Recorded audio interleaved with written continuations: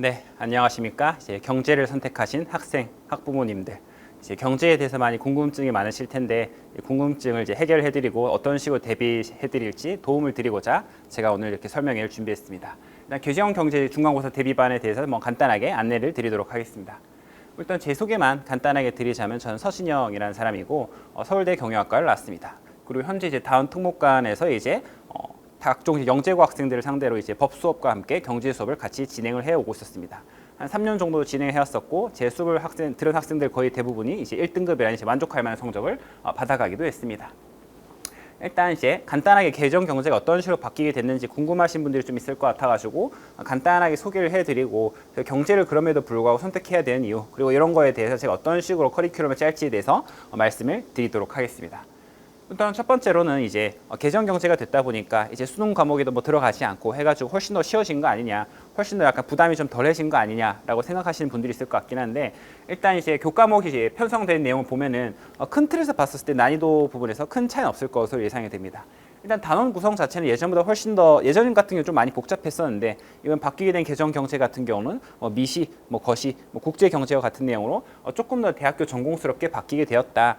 하지만 그 정도를 빼면은 큰 틀에서 봤을 때 핵심적인 내용들 같은 것들은 그대로 들어가 있습니다.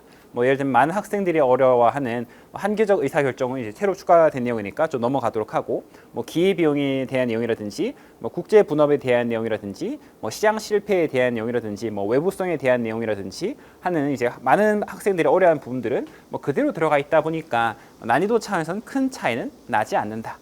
그리고 이제 빠진 파트도 물론 있긴 있거든요. 분량을 조금 조정하기 위해서.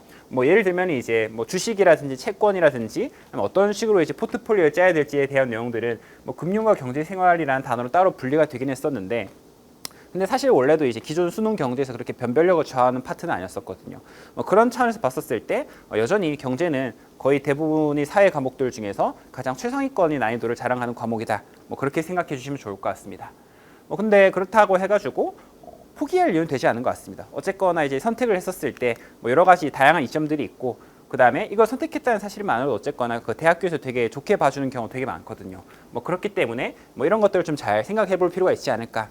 그리고 대신 하나 생각해 볼 점이 뭐가 있냐면은 어떻게 하면 좀 상위권 학생들하고 좀 소통을 잘 할 수 있을지 그리고 상위권 학생들하고 이제 잘 경쟁을 해야 되는데 그 학생들 사이에서 어떤 식으로 이제 좀 차이를 벌려 나갈 수 있을지에 대해서 많은 고민이 계실 것 같긴 한데 그런 부분에 대해서는 제가 그동안 수년 동안 이제 최상위권 학생들을 위주로 제 수업을 쭉 해오다 보니까 그런 부분에서 확실히 좀 많이 강점을 가지고 있지 않나라고 제가 말씀을 드릴 수 있을 것 같습니다.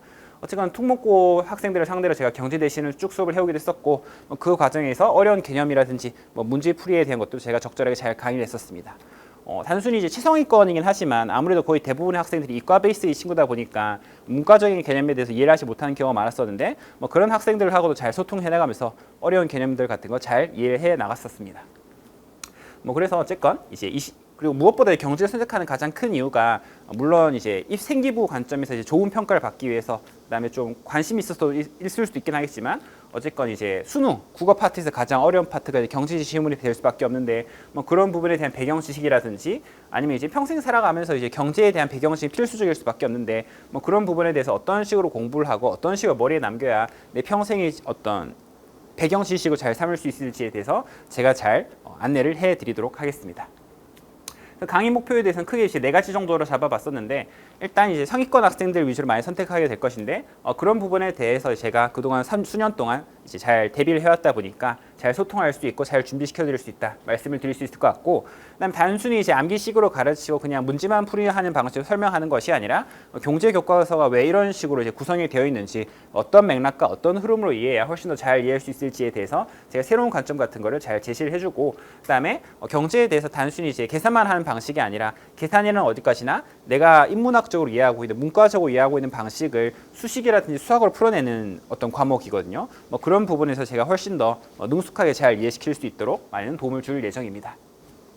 수업 특징에 대해서는 일단 엄청나게 가타부타 설명 많이 할 예정은 없고 제가 고효율 압축식 방식으로 제가 쭉 강의를 진행할 예정이다.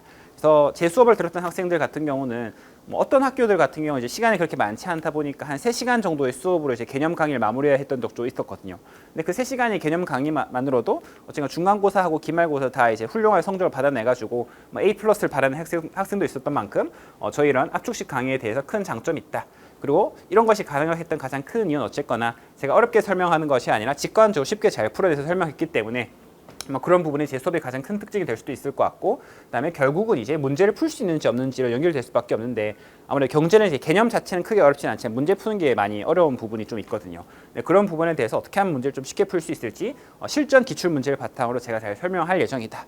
그리고 그럼에도 불구하고 모든 학생들이 잘 따라올 수는 없는 거긴 한데, 잘 따라오지 못한 학생들을 위해서 제가 언제나 수업 시간에 반복 복습을 시켜 나가면서 따라올 수 있도록 많이 신경을 쓸 예정입니다. 그래서 일단 관리 프로그램에 대해서 이 정도를 제가 말씀드릴 수 있을 것 같긴 한데, 매 수업 전 이제 복습 누적 퀴즈를 통해 가지고 학생들이 지금 잘 따라오고 있는지, 그리고 한번 따라온 내용이라고 해도 이제 까먹을 수 있다 보니까 까먹은 부분 없는지 제가 한 번 더 체크를 할 예정이고, 그다음에 시험을 치고 이제 일정 부분에 대해서 제가 만족하는 기준을 달성하지 못한 친구들에 대해서는 제 시험을 포함한 클리닉을 진행할 예정입니다.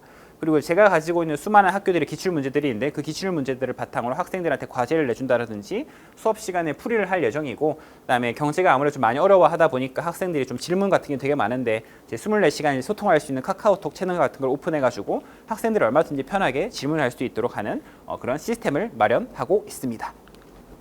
커리큘럼은 일단 8월 30일 일요일에 제 수업에 개강할 예정이고, 총 5주차 수업이 진행이 되고, 그 다음에 1주차는 이제 직전 대비가 있을 예정입니다. 일단 5주차 이렇게 이제 쭉 구성을 하게 했었는데, 학교의 진도라든지 아니면 학사 일정에 따라 가지고 얼마간의 변동이 있을 수는 있다. 어쨌건 5주의 수업 안에 최대한 모든 개념하고 실전 대비까지 제가 다 마무리를 할 예정입니다.